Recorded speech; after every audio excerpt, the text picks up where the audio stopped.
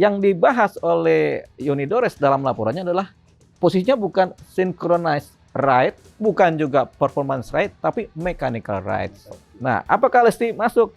Tergantung pembuktian. Tenang-tenang aja juga nggak ada persoalan bagi seorang Lesti gitu. Karena kan kasusnya bukan kasus yang berat juga ini kan. Ya kan yang penting bukan saya pelakunya, itu clear di satu titik gitu. Ketika dalam konteks persoalannya si Agnes Monica menyanyikan di 3 konser, tentunya konsernya ini yang kita kejar.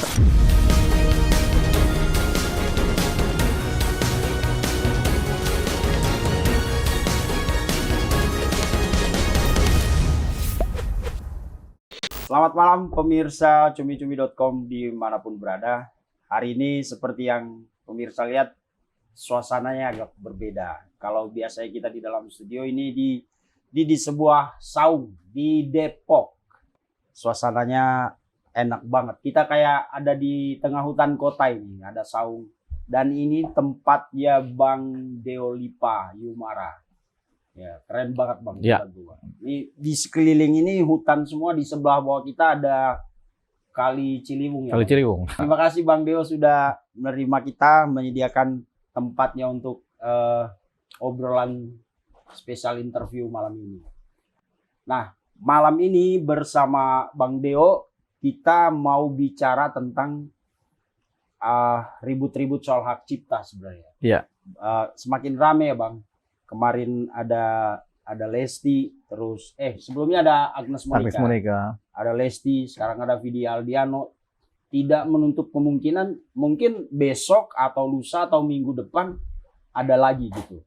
Mungkin Bang Deo perlu ini dulu, memberikan penjelasan tentang apa sih sebenarnya roh undang-undang hak cipta itu sampai sekarang kok jadi banyak yang banyak persoalan gitu. Ya. Terima kasih Bang Vincent ya. Jadi kalau kita bicara undang-undang hak cipta, tentu ini undang-undang tujuannya untuk melindungi para pencipta. Ya. Kecuali Tuhan ya, Tuhan tuh dia yang melindungi kan. Tapi kalau di dunia ini manusia menciptakan sesuatu, kemudian akhirnya undang-undang berupaya melindungi semua ciptaan yang dibuat oleh manusia. Jadi baik teknologi, baik komputer, baik software, baik aplikasi, kemudian ciptaan benda, dan lain sebagainya, termasuk juga lagu. Jadi ada satu segmen mengenai ciptaan lagu yang kemudian oleh Undang-Undang Indonesia diatur mengenai Undang-Undang hak cipta terhadap lagu dan ciptaannya. Begitu. Jadi rohnya memang dari Undang-Undang hak cipta ini ingin mengatur segala hal yang sifatnya untuk perlindungan dan untuk kepentingan pencipta dari suatu produk dan juga termasuk lagu. Jadi itu rohnya itu untuk melindungi kepentingan hukum, kepentingan keadilan dari para pencipta, begitu. Oke. Nah, undang-undang ini kan harus melindungi pencipta tadi seperti yang Abang bilang. Kalau kita masuk ke praksisnya, misalnya contoh, kita ambil langsung contoh yang praktis saja. Ya. Soal Yonidores misalnya. Bagaimana undang-undang hak cipta melindungi dia, dan tentunya tidak hanya melindungi dia ya, tapi juga melindungi Lesti misalnya yang memakai hak ciptanya. Ya. Jadi ini kasus antara Yonidores dengan Lesti ini kan satu persoalan tersendiri dari persoalan penerapan Undang-Undang Hak Cipta. Ya, sebelumnya ada mengenai persoalan lagu dan ciptaannya dan penyanyinya yaitu Agnes Monica. Kemudian ada persoalan dari yang lain juga, si Vidi kan begitu kan. Ada juga perdebatan hukum antara Ahmad Dhani dengan Ariel. No. Kalau Ahmad Dhani dia benar-benar kaku mengenai undang hak cipta kan. Ya. Jadi ya harus dong dihargai si penciptanya begitu. Jadi kalau ini bayar kan begitu. Jadi lebih kepada undang-undang hak cipta banget gitu kalau si Ahmad Dhani. Kalau Ariel lebih kepada estetika, sosial estetika gitu. Ya udahlah, kita ciptain lagu kan buat hobi. Karena buat hobi ya kita atur aja sedemikian rupa. Ya, siapapun boleh nyanyi. Nggak usah bayar-membayar begitu. Karena memang pondasinya berbeda. Ahmad Dhani lebih kepada pragmatis hukum, sementara si Ariel ini lebih kepada sosiologis, kepada perasaan, kepada keindahan, kepada estetika kan begitu kan. Jadi Dua-duanya benar. Kalau digabungkan malah bagus, begitu kan. Hmm. Cuman kita akan melihat apakah undang-undang hak cipta sudah melindungi ini, begitu. Nah, kita kembali kepada kasusnya Yoni Dores dengan Lesti. Ini adalah satu segmen dari persoalan kisruh undang-undang hak cipta. Nah, timbul suatu pemikiran, apakah ada yang kurang dalam undang-undang hak cipta, ataukah karena kurang pemahaman dari masyarakat mengenai undang-undang hak cipta, khususnya ciptaan lagu. Dua ini saja. Mungkin undang-undang yang kurang melingkupi sehingga terjadi timbul perselisihan, atau kurangnya pemahaman, penciptanya kurang memahami, yang menyanyikan lagu kurang memahami juga sehingga timbul perselisihan. Nah, ini kemudian kan harus ditengahi dengan apa? Dengan adanya pondasi-pondasi penegakan hukum, begitu, sampai kelihatan benarnya bagaimana, salahnya bagaimana, berkeadilannya bagaimana, tidak berkeadilan bagaimana. Ini yang sedang berproses di kasusnya Yoni Dores dengan Lesti. Nah, apa sih yang kemudian dipersoalkan oleh seorang Yoni Dores mengenai lagu-lagu ciptaannya? Dia tentunya mempersoalkan mengenai persoalan mechanical right, gitu. Jadi dalam undang-undang hak cipta itu memang mengatur bahwasanya setiap lagu ciptaannya itu ada aturan-aturan yang mengaturnya, dan yang menyanyikan juga ada pola-pola menyanyikannya bagaimana. Makanya kenapa kemudian dalam penerapan dari undang-undang hak cipta itu ada 3 pointer yang penting mengenai segmen-segmen dari ciptaan lagu dan bagaimana menyanyikannya. Yang pertama adalah persoalan performance right itu. Yang kedua adalah persoalan sinkronisasi right, begitu. Yang ketiga adalah persoalan mechanical right. Nah, 3 persoalan nanti kita akan bahas satu-satu ini sebelum nanti sampai kepada Bang Yoni Dores ini maunya yang mana kan begitu. Nah, jadi kalau yang dimaksud dengan performance rights adalah misalnya kalau kemudian ada suatu event acara musik yang berbayar, kemudian ada penyanyinya, ada musiknya, begitu, ada pengunjungnya, ada bayarannya, ada tiketnya, itu performance right. Atau performance right juga misalnya televisi kemudian mengadakan acara, disiarkan kepada publik, begitu, itu performance right. Atau kemudian ada apalagi itu, ada event-event di mall atau suatu gedung kemudian menyiarkan lagu-lagu, muter lagu, itu termasuk bagian dari performance right. Nah, kalau performance right itu nanti ada wadahnya untuk pengambilan royalti. Termasuk karaoke juga itu ada performance right-nya. Karaoke, ada karaoke kan? Dia bayar royalti kepada siapa? Wadahnya. Jadi para pencipta lagu kemudian diwadahkan oleh undang-undang lewat misalnya WAMI, kemudian KCI, begitu kan? WAMI itu Wahana Musik Indonesia, KCI itu Karya Cipta Indonesia. Kemudian ada LMKN, lembaga kolektif manajemen nasional, begitu. Itu juga mewadai para pencipta, kemudian uang royaltinya mereka yang nagih, gitu, dan dibagi dengan baik kepada para pencipta lagu. Nah, persoalannya kita nggak tahu nih bagaimana distribusinya dan bagaimana bagi hasilnya, karena kita harus dalami dulu kan apakah sudah membuat win-win solution buat mereka semua di internal ini atau tidak, kita belum tahu. Sebelum ada teriakan dari para pencipta lagu kan kita anggap ini aman-aman aja kan begitu. Itu yang disebut sebagai performance right. Yang kedua mengenai sebelum ke performance right dulu Bang. Nah, kan misalnya Bang Deo penyanyi nih, ya kan, datang, lalu penyelenggara event itu kan yang minta bawain lagu ini dong, ini. Nah, kan dia cuma ngikutin. Misalnya tiba-tiba Bang Deo disuruh bawain lagu Dewa, lagu Ari Lasso, lagunya Judika gitu. Nah, ini yang ngurus izinnya siapa dan siapa yang harus membayar performance right-nya itu, Bang? Nah, jadi kalau performance right ini tentunya penyelenggara yang bertanggung jawab. Jadi kalau udah pidana pun bukan penyanyinya, tapi penyelenggaranya. Kalau penyelenggaranya ternyata tidak bayar royalti, kemudian mereka mengabaikan segala macam bentuk perizinannya, tentunya penyelenggara event inilah yang bertanggung jawab. Siapa pimpinannya tentunya yang bertanggung jawab, ini penanggung jawab kan, bisa direktur, bisa siapa dari suatu ini kan perusahaan atau lembaga event kan. Jadi mereka yang bertanggung jawab. Makanya penyanyi lepas dari posisi pidana. Begitu, karena yang bertanggung jawab terhadap performance adalah penyelenggara. Berarti itu nanti mungkin kita bahas ketika ngomong soal Agnes ya. Iya, nanti tentang Agnes ya. Tapi ini bicara tentang performance right ya. Jadi performance right ini kalau misalnya ada lagu-lagu di mall misalnya, di mall ini ada lagu yang ditampilkan, didengarkan oleh publik gitu kan. Yang bertanggung jawab adalah manajemen mall. Bukan yang petugas pegawai yang muterin lagu itu ya? Iya, pegawai muterin sih, ya dia cuma kan teknisi kan, Ya. tapi kan yang bertanggung jawab tetap manajemen kan, Oke. manajemen mall begitu.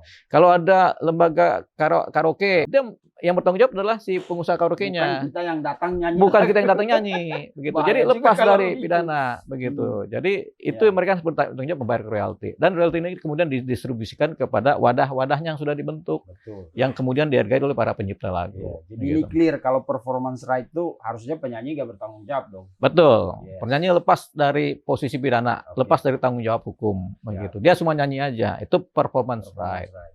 Yang kedua ada yang namanya synchronized right. Nah, ini yang baru buat saya, Bang. Apa Nah, itu synchronized right ini misalnya seorang pencipta punya lagu. Ya. Lagu ini kemudian ditempelkan dalam suatu iklan. Ada iklan, tapi lagunya yang dipakai. Begitu. Ya, ya. Atau ada suatu film, itu yang lagunya aja yang dipakai. Pakai background, gitu ya. lagunya dipakai. Itu namanya disinkronisasikan antara lagu ciptaan dengan film gitu. Jadi film ini kan gak cuma melulu adegan kan, ada suara-suaranya kan. Misalnya lagu ini dipakai, itu namanya synchronized right. Nah, siapa yang bertanggung jawab terhadap synchronized? Ini pembuat filmnya. Gitu. Contohnya film. Siapa yang bertanggung jawab? Misalnya ada suatu iklan, tentu pembuat iklannya dia harus melakukan pembayaran. Pembayaran kemana? Karena wadah-wadahnya ini cuma bertanggung jawab mengenai performance right. Nah, yang ini biasanya yang langsung kepada pencipta lagunya. Begitu. Kalau synchronized right biasanya ke pencipta lagu atau kepada publisher.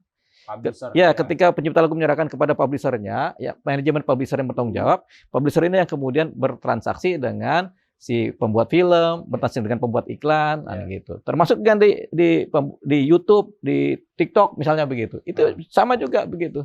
Jadi itu yang disebut sebagai synchronized right, di mana penempelan dari suatu ciptaan lagu dengan film, dengan iklan, dengan macam-macam yang sifatnya disinkronisasikan. Itu yang kedua. Yang ketiga adalah mechanical right. Mechanical right ini adalah suatu posisi di mana suatu lagu di cover atau didaur ulang oleh penyanyi atau siapapun juga yang mengcover lagu ciptaan ini, kemudian mereka lanjutkan dengan mendistribusikan. Habis mereka cover, distribusikan kepada YouTube, kepada TikTok, kepada Spotify, kepada segmen-segmen lembaga yang menyiarkan suatu lagu, kepada radio. Nah, ini yang disebut mechanical right. Jadi mechanical right itu lebih kepada bagaimana suatu lagu kemudian didaur ulang, di cover ulang, dinyanyikan ulang, kemudian didistribusikan. Begitu. Ini mechanical right ini bisa legal kalau kemudian minta izin kepada si pencipta lagu, baik dengan cara transaksi berperjanjian ataupun dengan cara omongan lisan. Gitu, perjanjian tertulis atau lisan begitu, dengan kemudian kompensasi. Misalnya, oke, aku pakai lagu Anda ya, saya minta izin, nama penciptanya kita tampilkan, kami yang cover, tapi nanti kalau sifatnya komersial kami akan bagikan kepada Anda nih, kompensasinya berapa nih dalam bentuk nilai kan. Nah, itu dia disebut sebagai mechanical right. Tapi nggak semuanya mechanical right ini harus membagikan suatu nilai. Ya, betul. Karena ada posisi di mana walaupun dilakukan mechanical right, tapi tidak menggunakan untuk kepentingan komersial. Tapi kalau udah dimasukin ke YouTube, ada komersialnya kan, ada berbayarnya. Kalau ke TikTok, tampaknya tidak, begitu kan. Kalau kemana lagi? Kalau cuma ke Instagram yang tidak berbayar juga kan, dia cuma ini. Jadi cukup mencantumkan nama penciptanya atau minta izin ke penciptanya, itu bisa. Tapi satu persoalan lagi, seringkali pencipta lagu mengalami penyanyi atau pengcover ini seringkali kesulitan menemui pencipta lagu. Apalagi kalau lagu-lagu lawas. Lagu lawas, lagu lama, susah. Kita misalnya pengen nyanyiin lagu Kus Plus, kita harus nyari siapa yang masih hidup Kus Plusnya, bagaimana minta izinnya, orangnya tinggal di mana, kemudian kalau ada liwersnya siapa liwersnya, itu kan butuh waktu mencari itu. Itu yang udah terkenal Kus Plus kan. Belum lagi pencipta-pencipta lagu yang hanya namanya aja yang dikenal tapi orangnya nggak kelihatan, gitu. Alamatnya tidak ada, ininya tidak ada, nomor telepon tidak ada, kan susah. Ya, tapi ada satu kategori yang kemudian masih bisa dimaafkan. Misalnya kita mengcover lagu, tapi nggak kepentingan komersil. Kita distribusikan tapi nggak ada komersilnya. Tidak terbukti kalau itu komersil. Itu lolos dari Undang-Undang Cipta. Tapi tidak-tidaknya ada satu fase di mana menulis nama penciptanya ke dalam.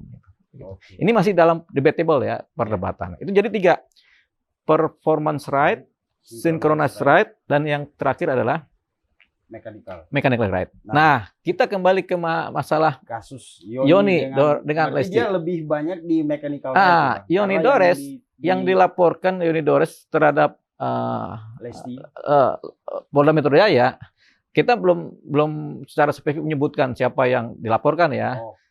Tapi di Yoni Dores tentunya pengacara sebelumnya sudah membuat suatu posisi diduga ini pelakunya kan begitu. Karena ada atribusi kan, ada benang merahnya kan. Ya, Jadi di disclaimer dulu Bang. Jadi pemirsa jangan menganggap kasus yang dilaporkan Yoni Dores itu vis a vis langsung ke si Lesti ya. Iya, jangan kan dong. Tadi ini penting. Selama ini setiap ada Yoni Dores pasti versus Lesti. Ya. Padahal di laporan itu belum secara spesifik menyebutkan siapa orangnya. Ya. Cuma mungkin kebutuhan pemberitaan jadi betul. Disebut-sebut. Jadi kalau di laporan sendiri sudah saya baca memang ada disebutkan diduganya. Memang nama Lesti disebut terduganya Lesti. Tapi kan ini diduga. Ya. Dalam hukum itu ada melaporkan seseorang atau subjek hukum itu dengan cara langsung. Dia pelakunya atau jalan tengah, dia diduga melakukan. Kenapa? Karena ada atribusi keterkaitan yang belum tentu benar, belum tentu salah. Gitu. Jadi ini satu keadaan tersendiri. Nah, mungkin ini jalan tengah yang dipakai oleh Yoni Dores untuk supaya ada laporan polisi dan ada terduga pelaku. Yang paling bagus sebenarnya ada dugaan terjadi pelanggaran hak cipta mechanical right, tapi pelaku tidak dikenal. Begitu. Pelaku masih dalam mendidik. Itu paling bagus dalam pembuatan LP. Tapi kan saya baca memang langsung diduga Lesti lah sebagai pelakunya. Walaupun secara hukum belum bisa dibuktikan bahwa Lesti adalah pelakunya. Kalau kita bicara mechanical right. Nah, yang dibahas oleh Yoni Dores dalam laporannya adalah posisinya bukan synchronized right, bukan juga performance right, tapi mechanical rights. Yaitu siapa yang mengcover lagu, kemudian mendistribusikan dan bernilai komersil. Nah, apakah Lesti masuk? Tergantung pembuktian. Kalau Lesti Kejora bilang, saya nggak pernah mengcover lagu, saya lagi nyanyi di suatu performance rights, kemudian tiba-tiba ada penonton yang kemudian merekam, di-upload ke YouTube berbayar. Itu bukan salah saya. Begitu. Lolos kan seorang Lesti Kejora? Nah, kita juga sempat bicara via telepon dengan pengacaranya Lesti Kejora. Memang faktualnya, kalau menurut keterangan Lesti Kejora, ya dia nggak melakukan itu. Jadi yang mengcover juga bukan dia, gitu. Dia hanya bernyanyi di performance right. Sampai pada titik itu kita masih berpegang pada apa yang diucapkan atau disampaikan oleh pengacara Lesti Kejora. Berarti patut diduga belum Lesti pelakunya. Karena memang ada cerita itu dari 13 akun YouTube yang dilaporkan, memang pelakunya bukan Lesti Kejora. Begitu. Walaupun suaranya Lesti. Walaupun mukanya Lesti, presenternya Lesti, penyanyinya juga dia. Nah, sekarang dilihat, ini nyanyinya di mana? Apakah pada saat performance rights? Apakah pada saat event-event kawinan atau apa? Betul. Begitu. Itu kan masih dalam kategori performance right. Yang harus dituntut adalah pihak LMKN. Bagaimana Anda mengcover ini? Atau ada nggak manajemennya Lesti kemudian melakukan melakukan pembayaran royalti terhadap performance? Ini yang kemudian dicari. Jadi di wilayah Lesti Kejora sendiri ada posisi manajemennya yang mengatur mengenai performance, ada Lestinya sebagai penyanyi, ada juga mungkin holding company yang paling atas yang mengatur distribusi semuanya. Kan belum tentu Lesti yang salah juga, belum tentu juga manajemennya juga, belum tentu juga holding company. Kita lihat apakah sudah mereka bekerja berdasarkan aturan-aturan hukum yang berlaku apa tidak. Ini kan dalam proses lidik. Tapi memang dari seorang Yoni Dores yang dikejar adalah mechanical right. Makanya Yoni Dores pun tidak terlalu signifikan kalau ke LMKN. Karena ini kan urusan saya dengan Lesti, dengan si ini, karena ini terkait dengan yang namanya mechanical right, di mana kalau mechanical right dan synchronous right, dua ini kemudian sangat terkait dengan langsung pencipta lagu, hubungan langsung antara pencipta dengan penyanyi, atau siapapun yang atau sebagian yang mengcover itu penyanyi atau publishernya. Jadi ada 3 di wilayah penciptaan lagu ini. Ada pencipta lagu, ada publisher yang kemudian menjadi manajemen dari pencipta lagu, ada wadah pengkolektor royalti. Nah, pengkolektor royalti ini wadahnya kan ada KCI, ada WAMI, ada LMKN, yang utamanya kan gitu. Itu dia. Tapi mereka itu bergerak di performance right ya. Mereka bergerak di performance right saja. LMKN memang bergerak di performance right. Ya, dan pencipta lagu atau siapapun tidak boleh mengolek royalti secara langsung ya Bang, kalau di situ ya. Karena katanya ada undang-undangnya. Sebenarnya dulu boleh-boleh aja begitu. Cuman kan sekarang supaya lebih tertata, undang-undang mengatur ya udahlah ada wadah-wadahnya begitu kan. Jadi kecuali yang synchronize sama ini ya, mechanical itu bisa langsung ke pencipta lagu, bisa langsung ke publishernya. Tapi kalau ini kan sudah ada wadahnya, gitu. Oke, kita bicara mechanical right dalam konteks si Yoni dengan Lesti. Ini kan jadi kabur sebenarnya kan, Bang. Kalau dilihat karena kecuali nanti benar-benar dibuktikan bahwa emang itu Lesti yang melakukan cover. Tapi sejauh ini kan dari beberapa akun itu sepertinya suara Lesti memang dipakai oleh akun-akun lain. Betul. Nah, bagaimana nasib laporan si Yoni nanti ke depannya? Laporannya tentunya berjalan, tetap berjalan. Laporan ini kan setiap laporan kepolisian, laporan yang dibuat oleh masyarakat kan harus dicari tahu siapa berbuat apa secara pidana kan. Kemudian harus dicari tahu sebenarnya siapa sih pelakunya begitu. Nah, ini sebenarnya lagi dicari begitu. Jadi bisa jadi Lesti hanya diatribusikan sebagai saksi. Saksi ya memang muka saya yang dipakai, suara saya yang dipakai, tapi bukan saya pelakunya. Satu itu sebagai saksi. Kemudian kalau ini laporan tetap dijalankan dalam konteks pengembangan, tentu nanti ada laporan pendapatan dari pihak penyidik kepolisian ya. Bahwasanya sebenarnya pelakunya bukan Lesti dalam gelar perkara atau dalam suatu keterangan lengkap dari perkara kan. Pelakunya adalah akun A, akun B, akun C, akun D yang mengupload. Cuman ini lagi dicari dalam proses lidik lagi. Jadi pengamannya gitu disebut sebagai laporan pendapat untuk mencari tahu siapa-siapa sih pelaku yang sebenarnya. Jadi kayak kasus misalnya kasus pembunuhan. Kita menduga pelakunya adalah si A. Tapi ternyata bukan si A pelakunya, ternyata si B, si C, si D. Mereka ternyata pelakunya. Setelah ketahuan ini, ya ini hanya saksi aja. Yang inilah pelakunya. Tapi dalam kasusnya si laporannya Yoni Dores, perkara ini, laporan ini tetap berjalan. Mencari tahu siapa pelakunya dan bagaimana mereka melakukannya. Karena ini penting. Karena terkait dengan Undang-Undang Hak Cipta dan untuk keadilan dari seorang pencipta lagu yang dilindungi oleh Undang-Undang Hak Cipta. Gitu. Dan di luar sana sudah berkembang wacana bahwa kalau nanti itu tidak terbukti Lesti, maka Lesti bisa melaporkan balik Yoni Dores. Tidak. Karena laporan ini kan bersifat dugaan. Dalam hukum itu boleh kita melaporkan dalam konteks dugaan bahwasanya memang ini menduga dalam konteks laporan polisinya. Tapi kan kemudian ada suatu statement-statement yang kemudian yang sifatnya tuduhan. Ini berbeda antara laporan polisi sama tuduhan. Jadi kemarin itu memang ada suatu statement yang sifatnya tuduhan yang dilakukan oleh asistennya atau bahkan secara Yoni Dores sendiri atau pengacara yang ada yang kemarin itu juga kan mungkin ada melakukan suatu statement yang mungkin salah dalam berstatement kan sehingga dianggap oleh halayak sebagai oh ini nuduh nih kan begitu. Nah, ini mungkin bisa juga disebut sebagai suatu pencemaran nama baik kan. Tapi kemudian kan mereka secara langsung kemudian pihak Yoni Dores menyadari ini sehingga mereka minta maaf.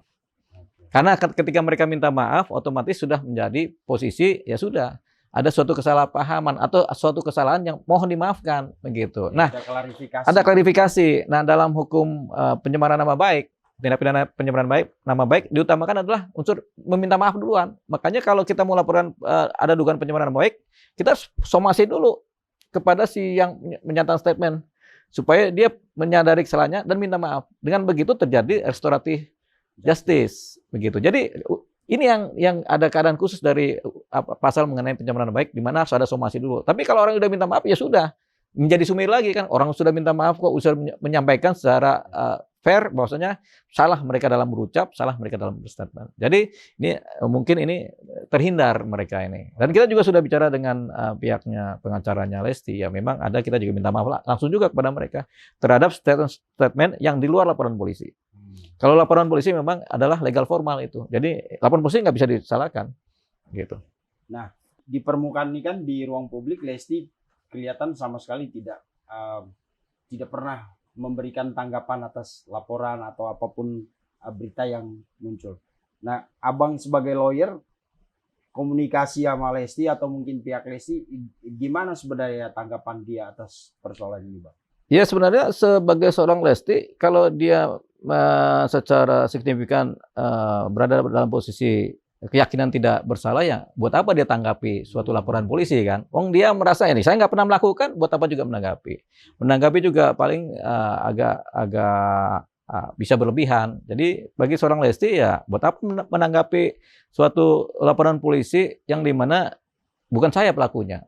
Misalnya saya dituduh membunuh, ada laporan polisi menduga saya. Buat apa saya menanggapi secara signifikan kalau kemudian memang bukan saya pelakunya kan, gitu. Kecuali saya agak harus defense, susah klarifikasi kan gitu. Tapi kan seorang Lesti bisa juga nggak perlu klarifikasi, dia tenang-tenang aja juga nggak ada persoalan bagi seorang Lesti gitu. Karena kan kasusnya bukan kasus yang berat juga ini kan. Ya kan, yang penting bukan saya pelakunya, itu clear di satu titik itu.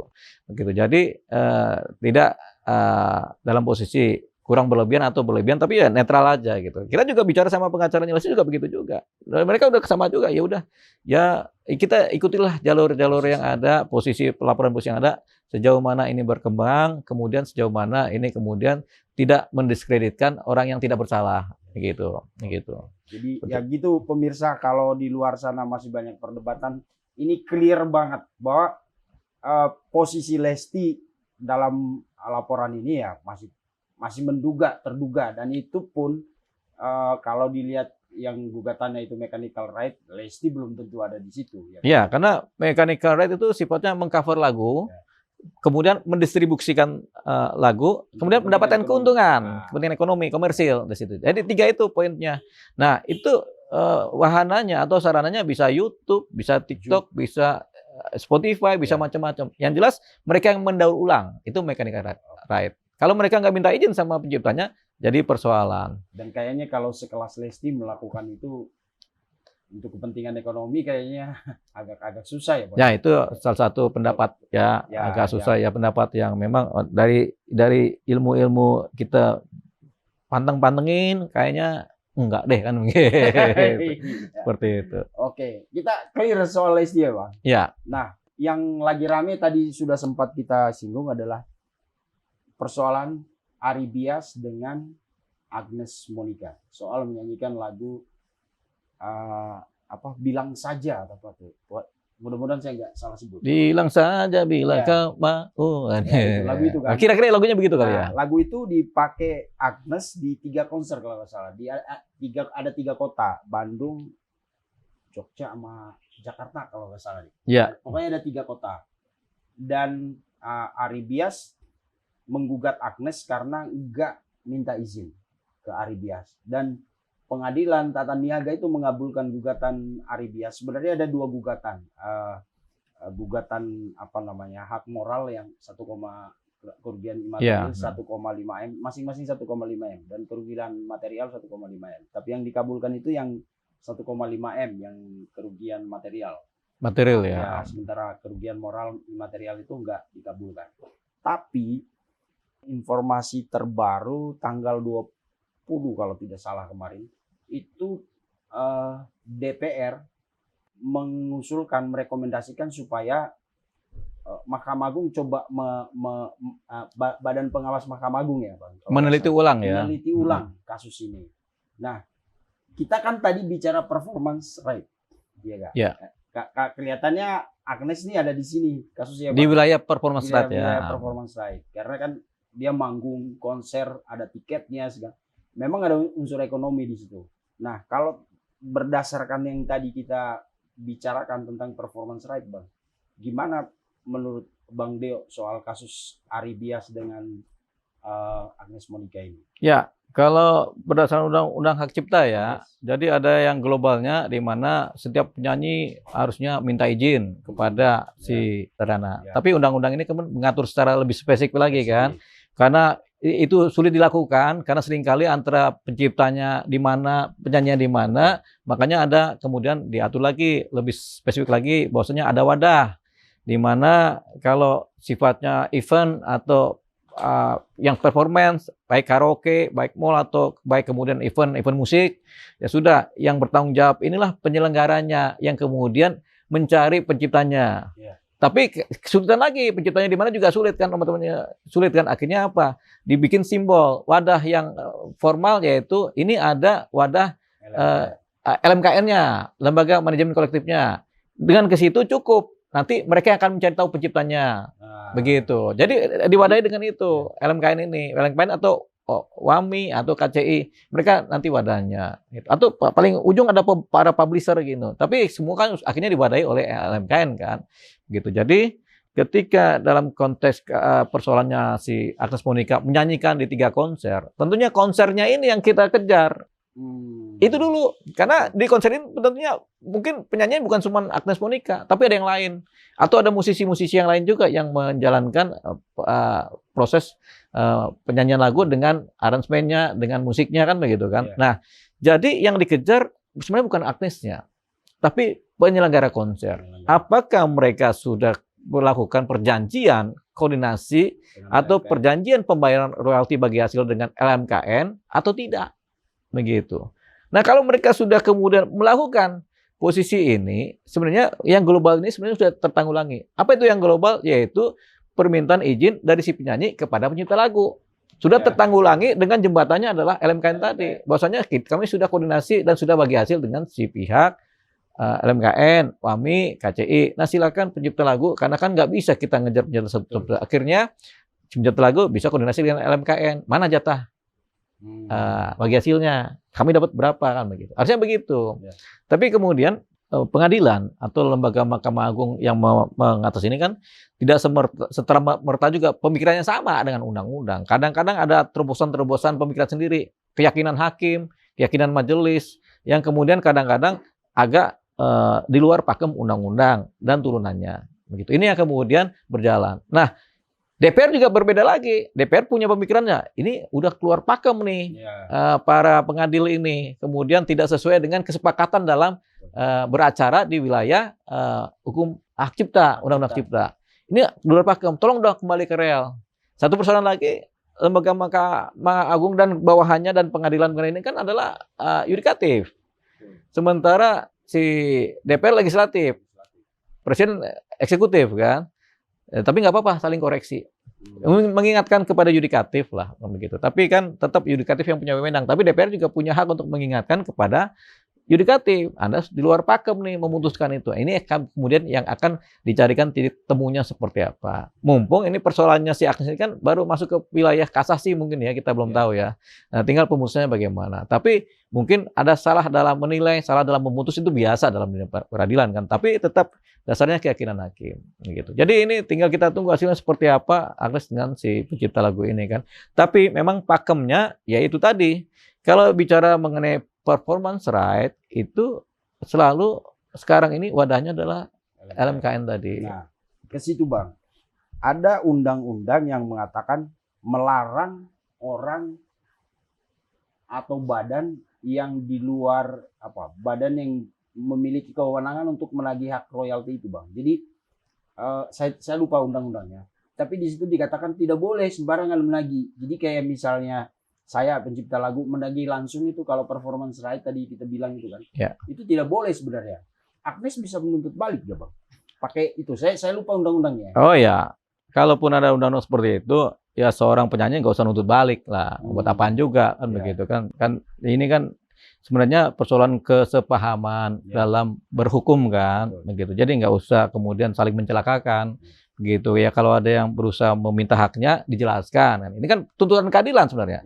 Pencipta lagu juga kan punya hak untuk menuntut keadilan. Penyanyi juga kan mendapatkan keuntungan dari lagunya kan. Jadi cuma nanti saluran-salurannya aja yang kita betulkan. Saluran ke LMKN-nya ditata lagi. Atau kalau ternyata masih ada persoalan-persoalan yang perselisihan atau ketidaksepahaman, ya mungkin undang-undangnya kita rubah atau kita perbarui mengikuti temuan-temuan aplikasi lapangan, praktek-praktek lapangan kan gitu. Sesuai dengan tuntutan. Iya, begitu. Tuntutan zaman kan dan mudah-mudahan bisa memadai semuanya. Mungkin undang-undangnya kurang detail menjelaskan ini sehingga orang kadang-kadang bisa bertafsiran ganda terhadap undang-undang. Mungkin undang-undang harus spesifik dengan penjelasan spesifik sehingga tidak lagi ada pencipta lagu yang kemudian dibikin undang-undang yang pencipta lagu langsung nuntutnya ke LMKN kepada ini sehingga kan nggak terjadi perselisihan gitu. Jadi itu aja sebenarnya yang dibenahi.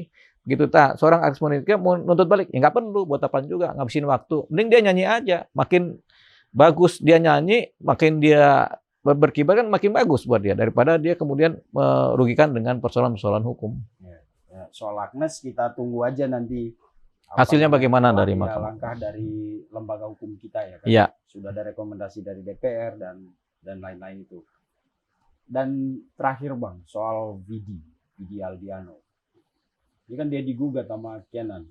Iya. Lagu juga. Iya. Lagu Nuansa Bening. Nuansa Bening. Nuansa Bening ya. Ya. Itu gimana persoalannya tuh?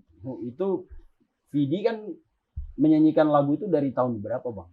Yang disebar. Oh, banyak tahun. Ya. Dari 2013 ya. Dan Ya. diklaim memang si nama Vidi lumayan naik dengan lagu tersebut. Cuman kayaknya persoalan kembali tadi izin soal royalti dan lain-lain. Dan gugatannya nggak main-main Bang. 24 miliar. Kayaknya kita butuh sesuatu yang tadi Abang bilang itu.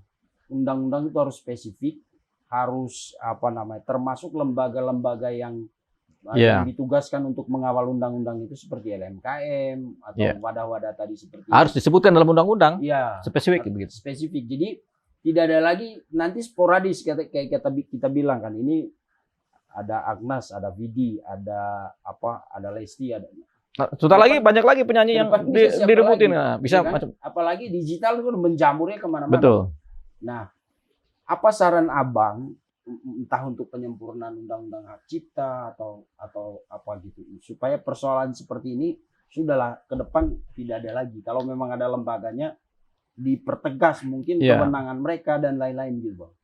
Ya, jadi ada dua persoalannya. Persoalan di undang-undang bisa atau persoalan di pemahaman masyarakat. Dua. Ya.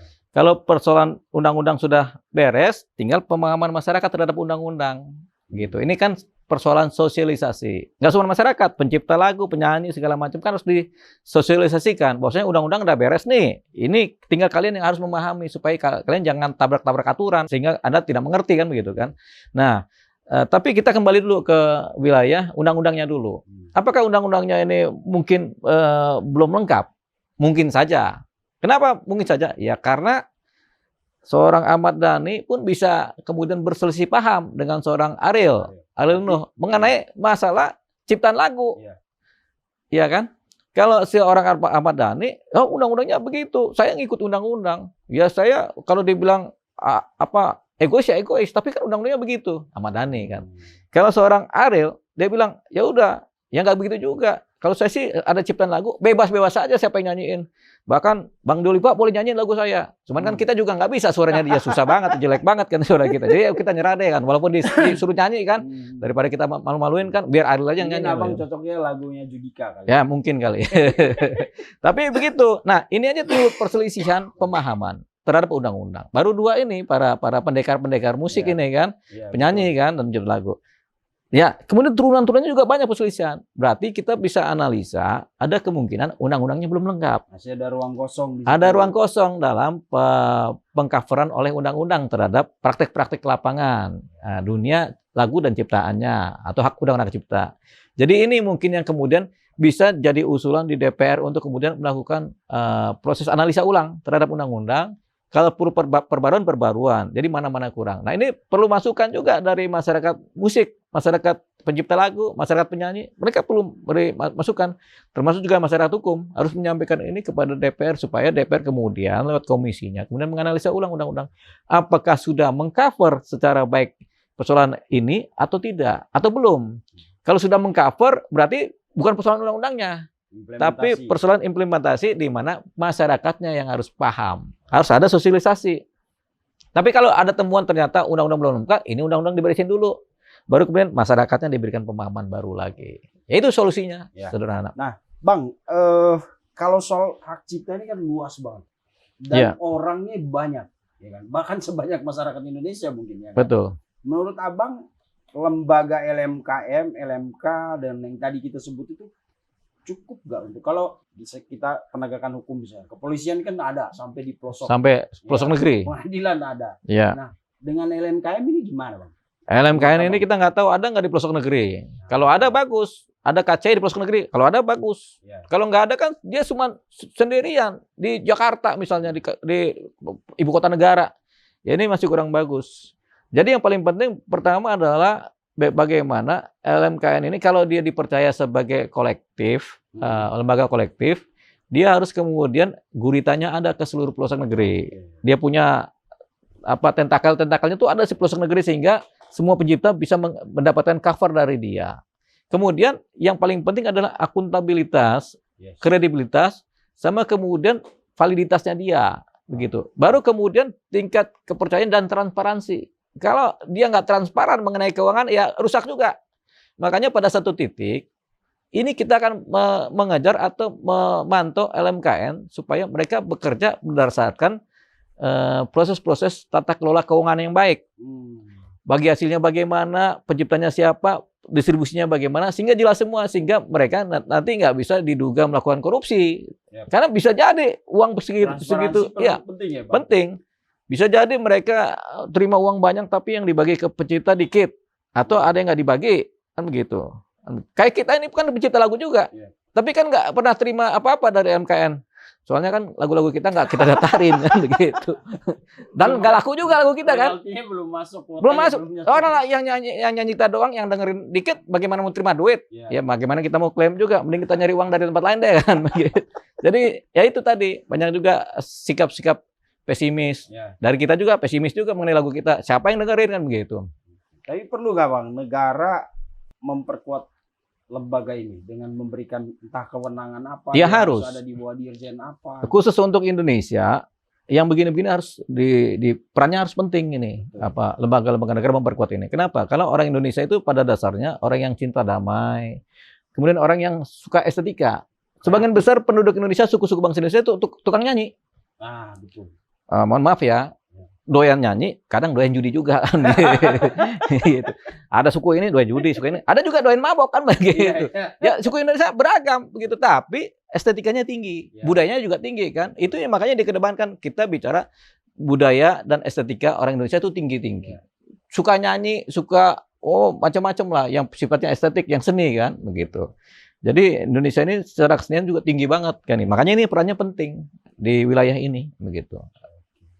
Baik, terima kasih, Bang. Terima kasih. Baik, pemirsa cumi-cumi.com, itulah obrolan kita tentang hak cipta. Mudah-mudahan ini membawa pencerahan ya. Jadi nanti ke depan apapun kasusnya, memang kita harus pelan-pelan untuk mendengarkan pendapat-pendapat, karena tentang royalti ini sangat sedikit yang tahu. Jadi ada blessing in disguise sih kalau orang bilang. Di tengah kasus yang marak ini kita jadi tahu, oh seperti ini toh rules-nya kalau ada persoalan hak royalti, hak cipta, merek dan lain-lain gitu. Jadi walaupun mungkin kita menyukai atau mengidolakan artis tertentu atau siapapun, tapi harap tetap terbuka dengan penjelasan-penjelasan rasional hukum supaya kita tahu, oh ternyata begini aturannya. Karena bagaimanapun negara kita negara hukum, bukan soal empati, dukungan ke siapapun gitu. Jadi terima kasih Bang Deo. Ya. Tempatnya pencerahannya malam ini. Ya, ini ada pertanyaan dikit, ini negara kita negara hukum apa negara netizen ini? Itu dia. Jadi dua-duanya. Dua-duanya ya. Ya, katanya no viral, no justice. Tapi yang begitu janganlah. Ya. Jangan justice viral baru ada justice ya. Betul. Kan? Keadilan itu harus ada dimanapun, sampai ke pelosok Nusantara yang mungkin suaranya nggak dengar sampai di Jakarta, ya nggak Bang? Ya. Ini setengah aktivis ini kita ngomongnya. Baik, selamat malam. Terima kasih. Sampai jumpa di episode selanjutnya.